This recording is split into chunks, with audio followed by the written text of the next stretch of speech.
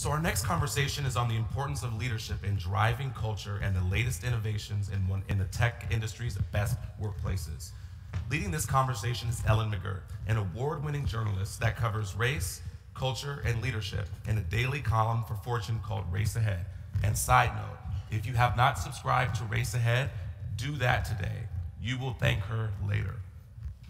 Her reporting has taken her inside of the C-suites of Facebook, Nike, Twitter, Intel, Xerox, and Cisco, on the campaign trail with Barack Obama, across Africa with Bono to study philanthropy. In the past, she's written for Time, she's written for Money, and Fast Company, where she wrote or contributed to more than 20 cover stories. Please welcome Ellen.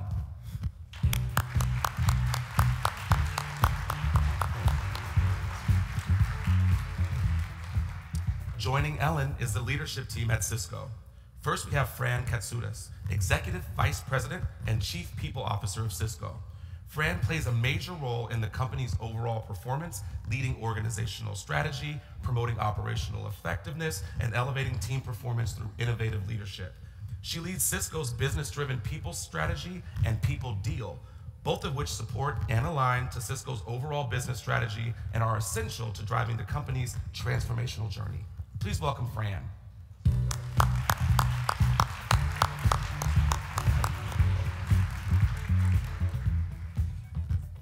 Mark Chandler is Executive Vice President and Chief Legal Officer of Cisco, and is also Cisco's Chief Compliance Officer. In both of these roles, he oversees Cisco's global legal activities and policies, as well as ethics, compliance, and regulatory affairs, employee relations, investigations, and brand protection. He has been general counsel since 2001, and a primary part of his focus is developing solutions to simplify the support for Cisco's sales and services transactions, including process automation and anticipation of future transactional needs. Welcome, Mark.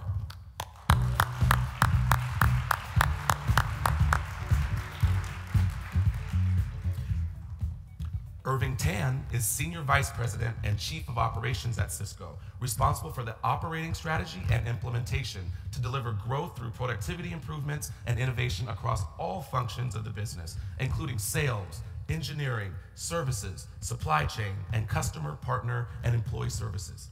One of Tan's top priorities is leading Cisco's transformation into an end-to-end digital company to accelerate the value the business brings to customers, partners, and employees. Let's welcome Irving to the stage.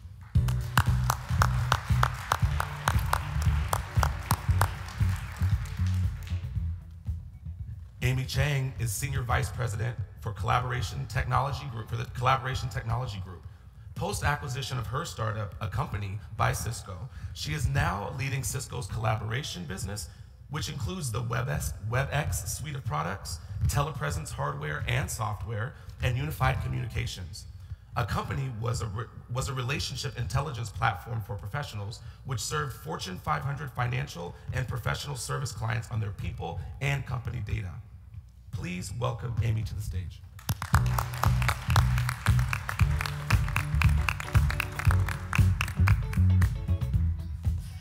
Well, hello everybody. It's wonderful to be back on the main stage here at the For All Summit. I always feel like I'm coming home, particularly to the house that Michael Bush is building and the world that all of you are building. This is an unusually celebratory panel, I must say, and I couldn't be more excited to be tapped to lead it. And I want to start by focusing on an extraordinary milestone. Cisco has been on the 100 Best Companies list for 22 years. So, I know. And I'm really, I was up at 3 in the morning watching the dumpster fire that the world is and taking a moment to reflect on the extraordinary aspects of this accomplishment. So since this is the part where I usually say nice things about the panelists, I really want to dig in. You know, the first year you were on the list, the devaluation of the Thai baht and the Asian financial crisis, which lasted for 2 years, which put so much of your supply chain and your customers at risk. The bursting of the tech bubble in 2000, which former CEO John Chambers described to me as a near-death experience. And it was an extraordinary recovery from that, and how truly bad those days were. The attacks on 9/11, the war that hasn't ended since then. Look at their faces. They're like, oh my God, the world is terrible. The 2008 global financial crisis, which you were uniquely prepared for, but your customers always weren't. Nor were the analysts who were following you, by the way. Right. I mean, it was really an extraordinary time. The Great Recession, the rise of social media, the decline of democracy, and not to mention the transformation within your own organizations, like the true evolution in business models that just required the best thinking from the companies that you acquired and from your employees and from your customers and partners. The transition from John Chambers, a very present, very powerful, and very beloved CEO, to Chuck Robbins, who turned out to be very present, very beloved, and completely up to the job. And not just, and to mention what's happening in the world. You know, there's war and famine and migration, natural disasters, climate change, global divisiveness, you know, and now we all wear blackface. So it's just crazy out there. And here, after all of this, 22 years on the list, Cisco is rested and ready and innovating and bringing new products to market, collaborating, delighting clients, customers, delighting employees, and you got 40+ billion in the bank. So I say to you, in front of your cousins on the list, well done, Cisco, well done. Thank you.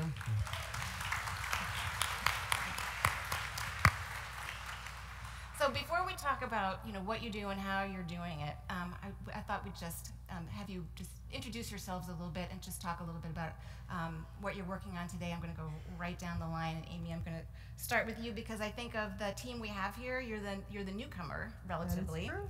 and you came in from board member and as an acquiree to the company. Could you tell us a little bit about the Cisco you joined and what that transition has been like for you? It is a weird way to come into the leadership team through the board. It is unusual. And I'll tell you a funny story. The first board meeting I had where I went from being a board member to part of the leadership team, you know that moment when you walk in the doors, and I don't know how many of you went to high school here in the States, but you gotta decide where to sit at lunch, right? And there's lunch tables, and you walk in, you're kind of looking, and you're thinking, oh, do I sit in my regular seat, or do I go sit over there with the leadership team? And I went and sat with the leadership team, and it was a different feel. And I have to say, some of the questions I had asked in just the prior board meeting, the finger turned right back around. I had to answer those questions. So it was quite an experience. And the reason I came, a big part of the reason is three people sitting right here on stage.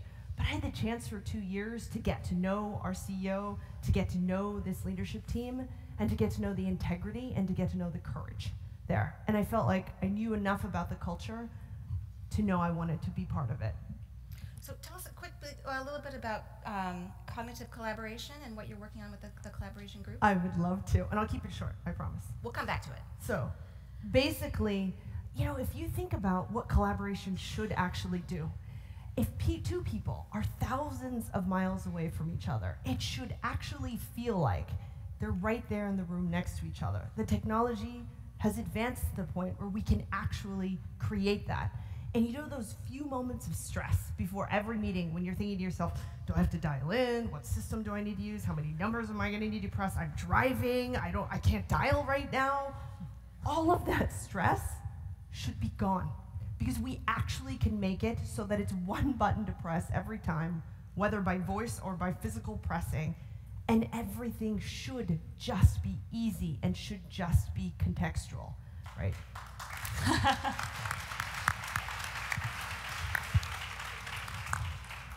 So we're putting our money where our mouth is and actually moving in that direction, which takes integrations with other providers like Apple, native calendar integration, but it takes intelligence and context, because if you're going to be sitting down with someone, wouldn't you like to know more about them and their headspace before you walk in with them? Those are all pieces that are part of cognitive collaboration. I'm really interested in digging into that, but Irving, I want to get you in the mix here too. You are really in the thick of the middle of the people business, aren't you? Yes. You have a big operation, and I know that not only are you making sure that no one's left behind in terms of skills and training, but that you're responsible for transitioning the business too. I was wondering if you could just shape that out a little bit for us and what you're working on. Sure, and I think you touched on it in your opening, right? Obviously, both the world and Cisco has been through a lot of transition and transformation over the last 3.5 decades we've been around, but probably more so over the last 3 years, we've probably gone through as much change as we've done over the last 3 decades. Wow. A lot of it's really around the pivot that we are making from being predominantly hardware-centric to having a much more balanced towards still a very meaningful hardware business, but having much more of a recurring revenue software-based business. And as we go through that, what I'm actually working with my colleagues on is really retooling and replumbing the entire foundation of the company. And as we go through that, it's not only about technology. A big piece of that is how do we transform our people as well, both in terms of not only skills and capabilities, but also mindset as well. And I think the one thing that's really held us together and kept us very true in terms of where we need to go is the culture that we've laid out for the company. So despite all the changes that we have had to go through and the sort of very rapid transformations, is that culture that's really held the company together and kept people true to the end state that we need to get to. And if you ask most of the team members that I have that probably are experiencing significant amount of both professional and personal change, why do they stick it out? Because they love the culture of Cisco. Okay, beautiful. So, Frank, one of the things I was startled to learn as I was preparing for this panel is your commitment to radical transparency, which you don't hear from attorneys very much. I was wondering if you could talk a little bit, as from your perch as general counsel, how you think about what information that you're sharing with employees and the boards and how that plays into culture. Sure. You know, I think if you're measuring me against the stereotype of the average corporate lawyer, you've set a really low bar, and I'm grateful for that. Bar's just rolling around on the stage. Let's just have a good time. I think the approach goes back to the kind of culture we have at Cisco that Irving was alluding to. I think historically we've always tried to take the approach of trying to treat all of our stakeholders, our customers, our suppliers, and certainly our whole team the way we'd want to be treated ourselves. And when you start that way, you have a lot fewer legal problems. It's true. And that's what we try to do in terms of communication of issues that we see in the company. I think our team expects to know what's going on in the company, what the issues are that we're confronting, and how we're dealing with them. Fran has built an amazing employee relations team that stands up for employees so that people don't have to be afraid to raise issues. And then we share broadly what we're seeing in the company and how we're trying to deal with it. And you build credibility with that, you build a strong culture, and at the end of the day, for my function, it means a lot fewer legal problems. So, but you do specifically share things like employee complaints and how do you track the response that people have when they get that information? Like, how has that changed the way people trust you? Well, we do a lot of outreach all the time. We have tools, and I'm sure Fran will elaborate on this, that allow people every week to report what they love and what they loathe in the company. You know, strong words, love and loathe, to really get a feeling for what people have. Managers get to see that and respond individually with their own teams, and then at the aggregate level, we get a sense of how employees feel about what the company's doing. We had an interesting situation reporting to our board all the cases that we'd had of different kinds of issues with discrimination, bias of different sorts, complaints about harassment, and you try to be open to what is real. And I had an interesting personal experience there where one of the complaints was someone came forward and had seen a t-shirt that an engineer had posted in his cube that said, blockchains matter. And you know, my reaction was, well, in an engineering humor kind of way. I could see why they thought that was funny, but you know, big deal. And then I sat down with a member of my staff who happens to be African American, and I was talking about this and saying, you know, we've got to make this list real. We can't just put everything up there. And she said, stop and think about how a play on Black Lives Matters feels to an employee who has to have the talk with her 12-year-old son about how to behave with the police, and the fact that she worries every day that he could end up getting hurt because of the way things work in our society sometimes. and then decide whether you think that's so funny and we ought to just ignore it. And so the result of that conversation was it did get reported to the board, and we went and dealt with that. And that's the type of open communication you need to have if you're going to solve problems. But when you build that transparency in and say the starting point is going to be that we're going to talk about these things openly, again, far fewer problems down the road. So, Fran, you're in the perfect position to bring this home. I have a million questions, but what is the secret? What is really working? So I think a big part of it, and as I listened to Mark share this story, it's transparency and continuous learning. Yeah. And Mark shared this story at a company meeting, and when he shared it, it was a big part of the learning that he went through in the conversation. It was the acknowledgement of these real issues that exist. It was also the acknowledgement that people may not understand sometimes the impact that they're having. And if we have an environment where we can talk, we're going to work through those things. And so I think at the most foundational level, that's what you're striving for is honesty and conversation. So how are you gauging employee health and engagement and the loving and the loathing part? Yeah, so this is a big part of our overall team strategy. So about 3 years ago, we kind of paused for a moment, and the realization that we had, and I'm sure you feel this way too, is that when you look at your companies, the biggest breakthroughs that you have, they happen on teams. It's not like an individual will own a big breakthrough. There's usually a team behind that. So hold that for a moment, and then if you think about it, your experience at work, it's a lot about your team. It's about your manager. It's who you work with. It's who you see left or right, whether that's virtually or in the room. And so what we decided to do is really go big on teams. And what that meant was that we had to study the teams that we had at Cisco. We learned a lot about what our best teams at Cisco look like. And we learned what wasn't working too, which I think is really, really important for us. And one of the biggest learnings is that on best teams, people are playing to their strengths. And something that we tripped on along the way is that when you train a manager to look for strengths, you're training them to look for difference. And I think that started a very embedded view of inclusion within teams. And that's something that's incredibly important to all of us. So what Mark was talking about is one of the pull-throughs is technology that we leverage to have this conversation about love and loathe. And if you think about especially loathe, what did you loathe last week? There has to be trust for you to tell your manager what you loathe. Yeah. And we all do a check-in with our boss, who happens to be the CEO. And there are times where my loathe is light and funny and probably more of an annoyance. And then there's sometimes it's heavy, and I need to talk to him. And the coolest thing is, I think over time as leaders, you learn. And so we're really driving this team focus, but really the understanding of every individual around the table. You know, I was really struck last year when a memo that the CEO had written went public to all and it was about suicide.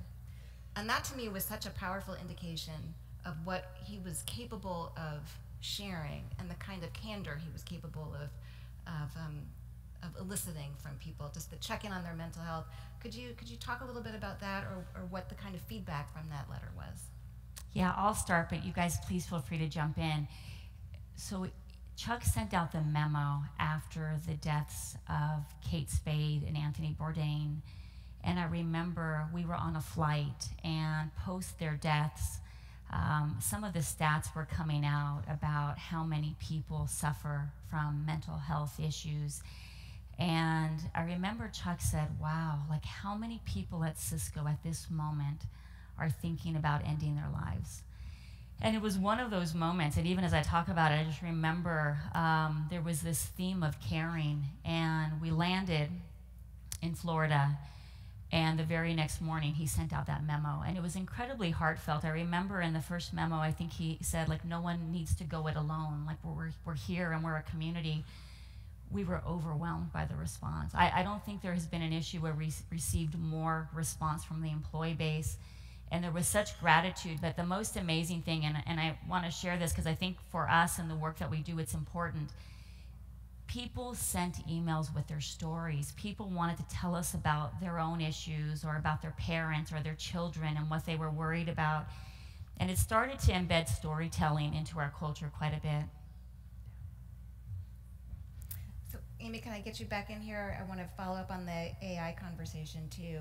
I know just from my own reporting how concerned people are about bias in algorithms, and it's not just Skynet becoming sentient. I mean, it's how it touches our lives every day. Yeah. How do you think about that, and how do you see Cisco responding to these obvious concerns?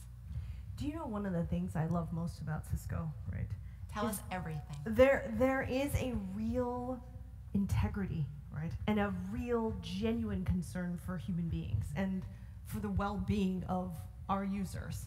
And so there isn't an ask to cross that line, which I do not feel pressure crossing that line. And I used to run Google Analytics, right? For 8 years, I ran Google Analytics at Google. And we would get asked all the time, obviously, for that data, because it was extremely valuable data to all kinds of parties. And I was always the gatekeeper and the no person for sharing that data, because it was our customers' data. And the respect for that is sacrosanct, right? It cannot be violated, it cannot be abused even once, because the second it is, you lose the privilege and the right to serve customers in that way from here on out. And so it's the same thing for the underpinnings of the data for cognitive collaboration. There are principles we stick to that we will not violate. One of them is we gather publicly available data. So data that is behind logged in kind of experiences, data that is not meant to be public, we do not touch. And we are very, very careful to adhere to those rules of logged in versus not kind of membership. Anything that is published because it's publicly available, should someone decide to shut it off at the source, we no longer use it as well. And any person can come in and specify that they do not want to be part of the platform, and we will respect their wishes right away. So all of those principles are extremely important in creating this kind of data platform. So speaking of integrity, we should talk a little bit also about your stand on philanthropy and giving and extra time. So what is that? How is that transforming the company? Go ahead. Yeah, Yeah, sure. jump in. You know, I think it's really making a big difference, because at the heart of our culture also, we've had a very strong history around giving back to the communities we operate in, not only in the Americas, but globally as well. And that's something all our employees take a significant amount of pride in. And by giving them sort of official time off to actually participate in those activities, it's just strengthened the bond not only that our employees have with the communities, but also given them a much stronger sense of purpose of what they as employees of Cisco are actually doing to enrich the lives of their colleagues, but also the communities they live and operate in as well. So it's just been another critical lever in just reinforcing and strengthening the culture that we have. So Mark, what are some of the issues associated with rolling out something that may be civil rights related or social justice related, or just some of the things that might be an issue for somebody else in the company? That's a great question. I'd like to just mention something to elaborate on what Irving and Amy were saying, though. A couple of years ago, we switched the way we do employee philanthropy from a much more centralized approach with supporting a limited number of organizations to really opening it up to employees to choose the organizations in their communities that they wanted to support. And the result is now that there are thousands of organizations where we do our internal match, where we call it the Be the Bridge campaign, because our logo is a bridge. And it's massively increased the total amount of employee giving, the diversity of our giving to different communities around the world. And it was really just a change in mindset that said, let our employees determine how our corporate philanthropy is going to be directed, rather than have it be a centralized decision.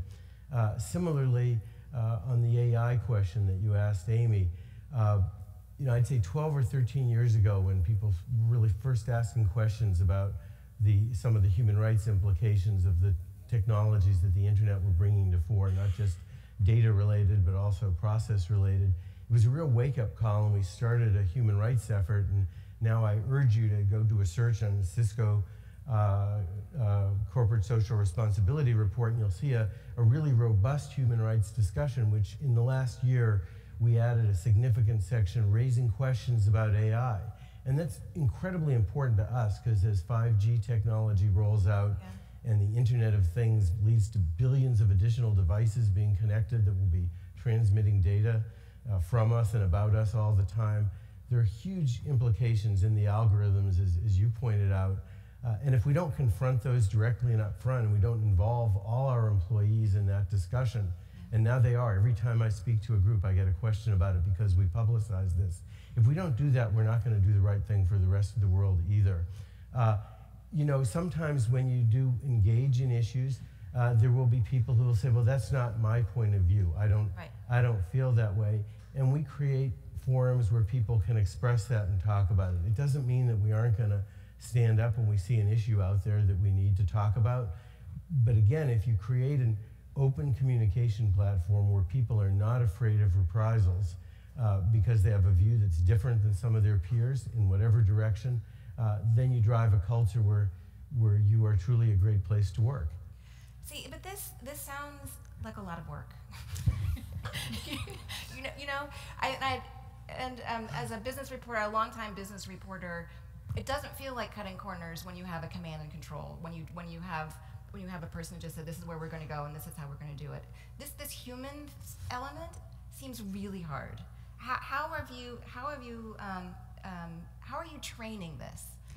You know, particularly for middle management, Michael knows I'm obsessed with first-time leaders in middle management because that really is where so much energy and also diversity tends to come to a halt. How are you making sure people are ready to do this incredibly human work? Okay, so I want to say it is a lot of work. And what I mean by that is when you believe in this culture that is a bit more decentralized and trusting your people, it means that we all have to be ready as leaders. And for us, it means we're trusting our teams a lot more as well. The leadership question is probably one of the most important questions for us, and we've been evolving. We do something annually called Leader Day, where we actually get about 10,000 of our leaders together around the globe. We do this really fun follow the sun thing where we are the faculty for the event. And we take our leaders through real life experiences. This year we did this gamification sim. That was a lot of fun, which is we made every manager one of the leaders of the company, and we had them make decisions around the business. And while they were making decisions, they could see the impact to top line and bottom line. And as they were doing this, we were giving them some tough questions to answer as leaders. And so they're going through the sim, and then we say, hey, your team isn't clear on the strategy. What do you do? And the responses were kind of fascinating. They had to choose from, I have a one-on-one with the team, and we talk through it. I create a PowerPoint presentation. That was not the answer. And basically, they're answering on the sim, and then we're having conversations around their answers. And so we're mixing it up. The reason that we do it in one 24-hour period is that means that we take leaders offline for a day across the company, and that's a signal to our leaders that this is important. And I think leaders are always looking for signals around what you really value, and that's just one example of what we do. And also, so how do you create other incentives like aligning compensation to diversity numbers or things like that without making it feel like a threat? Yeah, you know, it's so tricky, and I think we get this question, or we ask ourselves this question probably annually around, okay, what are you going to measure? From a Cisco perspective, we are the most diverse Cisco we've ever been, and that's something that we are incredibly proud of. A big part of the shift for us was we had to stop leading with gender, and I know that's a really weird thing to say, but no, it's not. We didn't see progress at Cisco until we started For All, and Michael, this is why I have so much respect for everything that you're doing, because when we said For All, everyone belonged, and everyone felt like they were a priority. It wasn't, well, women first, and then we'll get to the other groups next. It's everyone, and that was super important for us, and even at the time, it was a decision, but powerful.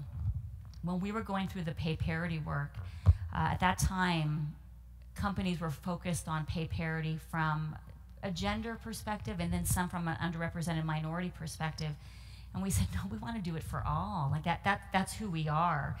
And so these are some of the pivots that are important. And so the question for us as leaders is, how are we doing in building for all teams? And so we look at things like, do we have diverse candidates? Do we have a diverse interviewing panel? That is more powerful than you may think as we go through the process. So those are the things that we're measuring. We're going after the actions. So we only have a couple of minutes left, and I just want to hear from everybody as we close. How are you preparing for the Cisco of the next 22 years? Can I actually go back for a second to do whatever you want. Whether this work is hard? Having worked at a number of places, I will tell you that our chief people officer, sitting over here, and her team are different. And the caring that she feels for people at every single level of the organization, every single day, is felt.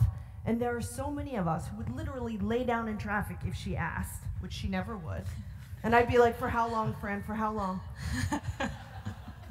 But we would, because the heart is there, right? The intent and the heart is there. And I think that shows to our people so, so clearly, and it makes all the difference in the world. It really, really does. Sorry to embarrass you. Yeah, I think to the question, one of the things that we're doing we're very focused on within the operations group is really being very transparent and open with our teams on where the business is heading. What does that mean to skills and capabilities and roles that we need for the business to be successful going forward? So that employees actually understand what's needed of them, not today, not tomorrow, but what's going to happen 2 years, 3 years down the road. And then we're very focused on having the conversation with them, like, what are your aspirations and how do we help enable you, help you unlearn and relearn what you need to be relevant to the company, to the business, and to society going forward. So that's a big area of focus for us. Yeah. That's where a lot of our energy is going into right now. Mark, I'm going to give you the I would reinforce that and say that, one of the things people look to a legal department to do is to worry about risk. I firmly believe that in a dynamic environment, which we are certainly in, sometimes the riskiest action you can take is no action. So we have a bias toward figuring out what is going to be happening in 6 months, in a year, in 5 years. What do we need to do to be ahead of that, and to do it in a way that's consistent with the culture? And by doing that, we reinvent the team frequently, and we keep looking forward. And that's a mindset that I think makes a huge difference. And frankly, people love it. Well, that's a great place to end. Congratulations. It's been a wonderful ride, and I'm looking forward to the next 22 years of Cisco excellence. Thank you, everybody. Thank you.